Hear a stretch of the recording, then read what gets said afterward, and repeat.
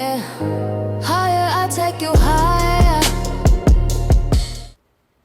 Everybody's like, try this herb, try that herb. I've been dealing with anemia my whole life. I'm Camps on the Untamed Oracle, and I just want to let you know that anemia is deeper than what it seems. And we're going to get into some of the spiritual things that I have learned about my own anemia and some of the ways that I have approached this. And I have successfully not been anemic for over a year, okay? So, I hope that you are ready to take some notes. I do have a free guide that's accessible to everybody who joins my community. So I just want to let you know, first of all, it's not just anemia, thin blood. It's not just a disorder. The thing that I learned is that this is a somatic record of a lineage who was taught to give until you had nothing left. So anemia is not just low iron. It's refusal to participate in a generational pact of depletion any longer. It's your body's way of letting you know you're not here to do that. And so I've tried so many protocols, so many herbs, but I needed to know spiritually, what is this connected to? And so my body has been a testing ground for this. And so as I was healing ancestral trauma, I realized that blood is connected to life. And if life force has been siphoned for many generations, and epigenetics is really a thing, and it's embedded on my mitochondrial DNA, okay, then my anemia is actually a spiritual thing. And I don't know about you, but I want to know more than physical. Give me the spiritual. So in a lot of mainstream conversations, healing is like this war zone, and you're fighting inflammation and killing pathogens and boosting your immune system. But for a woman with a nervous system that's been wired by trauma, mast cell activation, chronic illness, chronic fatigue, that language almost sounds violent and it makes you feel sicker. I mean, wellness gurus, shout out to them, but it's not for everybody. Resilience sometimes is built when you have a different truth. So if your blood is thin, which is like low platelets, you bleed easy. This could be like a manifestation of overexertion, overgiving yourself. So the blood is carrier of Shin, which is your spirit. And the anemia represents your spirit being siphoned. So a body that's constantly in a state of sacrificial overflow is a body that's going to be fatigued. You were not taught to receive. You were programmed to always give, okay? And my lab work can be proof. Maybe I'll post it one day so you can see, even as somebody with sickle cell anemia, one of the worst kinds of anemia, my hemoglobin and hematocrit has been pretty good, and so has my iron, my ferritin levels. So this isn't about adding more to your to-do list, because trust me, I know my to-do list is full. But it's changing your relationship with the way that you drink, the way that you eat, the way that you breathe, and combining that with somatic alchemy. These were the cornerstones for real timeline shifts for me. And these are the truths that nobody told me. So my daily tonic is nettle leaf and rosebud tea. Now, this is something that I kind of eased into because I was nervous about it at first, because you hear those words like this hasn't been tested by the 3-letter agency. But nettle is really good for building blood, and it's gentle, and it also calms down histamine responses. Rosebuds, though they are beautiful and pretty, they help to move stuck energy around the heart from chronic stress. So simple. So this isn't like a caffeine rush. It's more so you replenishing your mineral debt.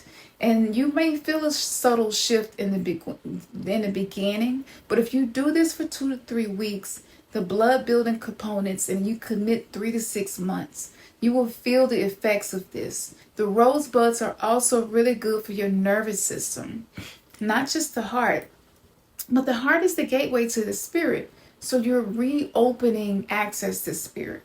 Now, you could soak your nettle overnight in some warm water and drink it in the morning and leave it on your nightstand. You could turn this into a 5-minute ritual, which is what I recommend doing, and it's what I do. And as I sip the tea, I think about the things that I'm healing, and I make sure my intention is strong. Now, I also use oat straw tincture. and chamomile flowers and valerian root. These three I have found to help me when I'm wired but tired. Calm isn't something you think yourself into. You have to feed your nerves. So oat straw is the ultimate nourisher. It's not a sedative. It's a nutrient infusion for a starved nervous system. You may feel deeper sleep, dream more often, less on edge within just 1 week of these teas and tinctures. Chamomile is the great soother. Most people know about it. It gives you a feeling of warmth and relaxation, and you can drink a cup at night. Valerian root is a deep nervous system reset. Now, for a small percentage of hypersensitive people, valerian can have a paradoxical stimulating effect. Keep this in mind. So test it out, 1/4 of the dose, see how it works for you. And if it works well, that's great. You can continue using it. The big lie is that everybody pushes adaptogens like Astragalus for immunity. For an autoimmune person or mast cell activation prone system, Astragalus can be like rocket fuel for a flare. For immunodilating, meaning something that boosts the immune system, it can actually send you into a flare. My system taught me this the hard way because I was trying all of the things that the girlies were saying use. Now, I recommend starting off with microdoses. Start small. So I have also experimented with things like pate, liver pate. And so basically that is like organs of certain animals. I would say a prayer over this because I get it. I can't even imagine what the animal went through. And I don't want to inflict that harm on my own body. So I would say a prayer and thank the animal for their life before I prepare this. But I would use either beef liver or chicken liver. It's really good for building blood as well. Unless you're all plant-based, maybe you could try moringa if you're plant-based. But be sure to do your own research. But these were really good for building up hemoglobin, okay, in the body. Now, these are just some really quick things that I've used. But you could also create rituals for certain times of the day, morning, midday, and evening, which is what I do. Because healing a system of lack doesn't happen by adding one more stressor. It happens by weaving in a new rhythm.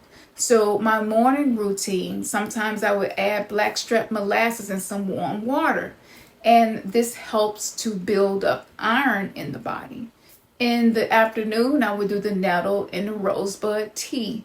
This helped me to be receptive and begin getting the nervous system ready for the night. And at night, I would do chamomile and or valerian root. So this is like throughout the day. And this is you consistently letting your body know with herbs that are created by Mother Earth, I'm here to take care of you. I'm going to love you. I'm going to cherish you. I'm going to nourish you. So this guide was born from my own 9-year journey of trying so many things and figuring out what worked for me. And sometimes I felt like I was on the verge of breaking down. And I wish somebody could have told me before I spent so much money trying these different things. But your quality of spirit is something that we pass down. And a lot of us inherited depletion. So the complete gentle nourishment guide that I created, it's available and has the full protocols. It has contraindications for people with sensitive systems. And it has the spiritual context to make this practice a practice of sovereignty, a practice of ceremony. And for the sisters who want deeper somatic integration, you can join us in our Untamed Sister Coven. Pick any tier. You're going to get access to this guide and everything else that's available. You don't have to try so hard. The world is changing really quickly. And the more that you nourish yourself, the more that you stop making decisions and taking action from a place of depletion, the more love that you feel. And this is your birthright. It's your birthright to reclaim softness of life, one sip at a time. Imagine that those sips are imprinting your body with the frequencies of those herbs who have been nurtured by Mother Earth. So it's very grounding as well. And this will help you to not be in your head so much, but to learn to drop down into your body. And so I go into some of the things that I've learned from traditional Chinese medicine with using these. Again, this is not just about building blood, but what your ancestors went through, specifically the women, because mitochondrial DNA is passed down and it can be used to trace our ancestors. It's so important.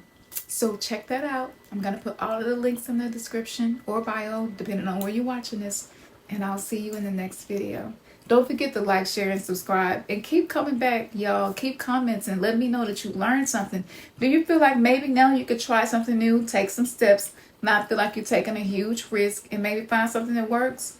I hope so. Because when I tell you my system is super sensitive, if these things agree with me, it's likely that it's going to agree with you. I would say my body is more like a baby's body when it comes to sensitivity to energy.